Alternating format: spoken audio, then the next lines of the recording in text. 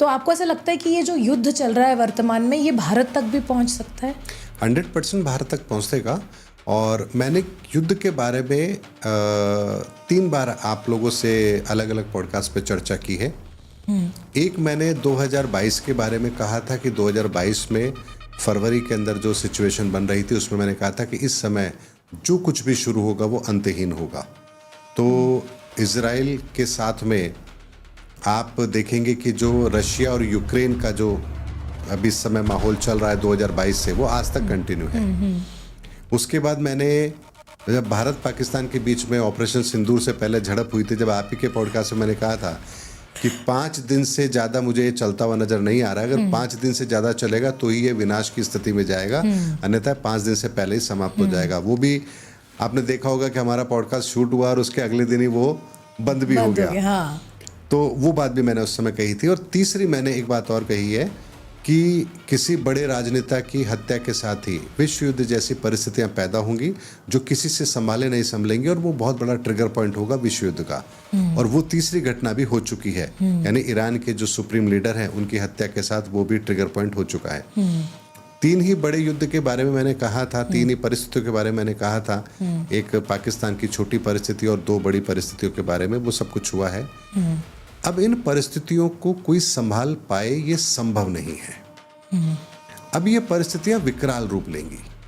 विकराल रूप इस तरह से लेंगे कि हर व्यक्ति, हर देश, हर धार्मिक गुरु, जितने भी लोग हैं, सब अपनी अपनी परिस्थितियों में फंसते चले जाएंगे। और कहीं ना कहीं लोगों का अब धर्म के प्रति एक ऐसा माहौल बनेगा कि लोग धर्म के प्रति आकर्षित भी होंगे और कहीं ना कहीं इन परिस्थितियों के लिए ईश्वर से प्रार्थना भी करेंगे। और जिसका एक प्रारूप तो आपने देखा होगा ट्रंप को, कि जो व्हाइट हाउस के अंदर ही जो काफी सारे फादर हैं वहां पर प्रार्थना कर रहे हैं। तब सोचिए कि अगर अमेरिका जैसे राष्ट्र के राष्ट्राध्यक्ष अगर ईश्वर को याद कर रहे हैं, तो अंदाजा लगाइए इन भयानक परिस्थितियों का कि कितनी भयानक परिस्थिति होंगी जब एक राष्ट्र का राष्ट्राध्यक्ष अगर ईश्वर को याद करने लग जाए, तो समझ लीजिए वो परिस्थिति कितनी भयानक होगी, जहां उनको आगे कोई रास्ता नजर नहीं आ रहा होगा और वो ईश्वर से प्रार्थना कर रहे हैं कि ईश्वर कुछ मदद कर दे हमारी। तो परिस्थितियां तो बहुत बिगड़ चुकी हैं और अब ये सुधरने वाली नहीं है। मनोज जी, एक और चीज़ आपने प्रेरित की थी, जब मुझे बहुत अच्छे से याद है हमारे कुछ एपिसोड्स में, जब मैंने आपको कहा था कि कली आपको क्या लगता है कि अगर एक इंसान में उसके व्यक्तित्व की एक परछाई है तो वो कौन है? तब आपने कहा था कि कली का जो चेहरा है वो वर्तमान में ट्रंप है जी।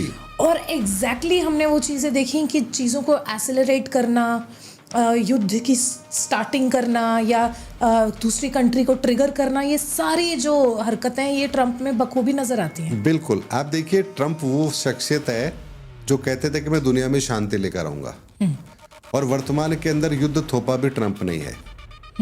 तो उनकी कथनी और करनी में फर्क आया नहीं है, ये परिस्थिति ने उनको विवश किया ऐसा करने पर। और मैं आपको एक बहुत छोटी सी बात बताता हूं, ये जो टैरिफ है, ये टैरिफ तो केवल एक बहाना था। हकीकत में पूरी दुनिया की परिस्थिति को उन्हें जांचना था कि अगर वो कोई बड़ा कदम उठाते हैं तो दुनिया उनका कितना विरोध कर सकती है, और अगर कोई विरोध करे तो वो किस हद तक जा सकता है और उसको कैसे दबाया जा सकता है। ट्रंप ने केवल और केवल टैरिफ के माध्यम से इस माहौल को परखने की कोशिश की है, और जब वो इस माहौल में पूरी तरह से कामयाब हो गए, ये समझने में कामयाब हो गए कि हर देश अपनी इकोनॉमी के आगे विवश है, तब जाकर उन्होंने वेनेजुएला पर वो जो उन्होंने घटनाक्रम किया, वहां के राष्ट्रपति को उठाया, वो उन्होंने किया। और उसके बाद ईरान के राष्ट्रपति, ईरान के जो सुप्रीम लीडर है, उनके साथ उन्होंने ऐसा किया। जबकि जिस समय उन्होंने ईरान पर अटैक किया, उस समय पर दोनों के बीच में वार्ता चल रही थी, दोनों देशों के बीच में, लेकिन ट्रंप कभी चाहते ही नहीं थे कि ईरान कभी सरेंडर करे या उनकी बात माने। वो चाहते थे कि ईरान हमारी बात ना माने ताकि हम उस पर अटैक कर सकें, और ये घटना उसी दिशा में जाए जैसा कि कुरान के अंदर और बाइबल के अंदर लिखा गया कि ईसा और मूसा की जो लड़ाई होगी, और वास्तव में ये धर्म की लड़ाई में तब्दील होने वाली है।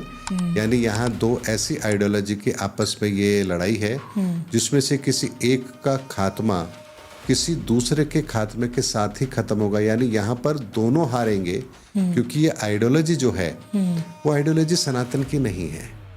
हिंदुत्व के अंदर भी, मैं बड़े स्पष्ट शब्दों में बात कह रहा हूं, किसी को अगर गलत लगता है तो लगे, हिंदुत्व की विचारधारा के अंदर भी 90% से ज्यादा लोग सनातन के विरुद्ध हैं।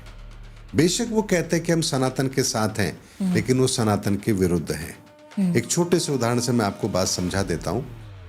सनातन का पहला नियम है कि जहां आप कर्ता भाव से कार्य करते ही नहीं है, आप दृष्टा भाव से कार्य करते हैं। कर्ता कौन है? ईश्वर। तो आप कभी भी अपने कर्म का श्रेय, अपने कार्य का श्रेय स्वयं लेते ही नहीं है। और ये इतिहास है हमारा गवाह इस बात का। जितने भी शास्त्र ग्रंथ लिखे गए उनमें क्या कहा गया? ये वेदव्यासी के द्वारा लिखे गए। भगवान गणपति ने स्वयं के नाम से जो विधा उन्होंने रखी, तो वहां भी उन्होंने गणित शब्द का प्रयोग किया, गणपति शब्द का प्रयोग नहीं किया। यानी उन्होंने अपने नाम से एक संकेत जरूर वहां दिया, लेकिन स्वयं ने कभी भी उसका श्रेय नहीं लिया। यानी सनातन का पहला नियम ही ये है, जहां हम जो कार्य करते हैं उसका श्रेय हम ईश्वर को देते हैं, और ये हमारा समर्पित भाव होता है।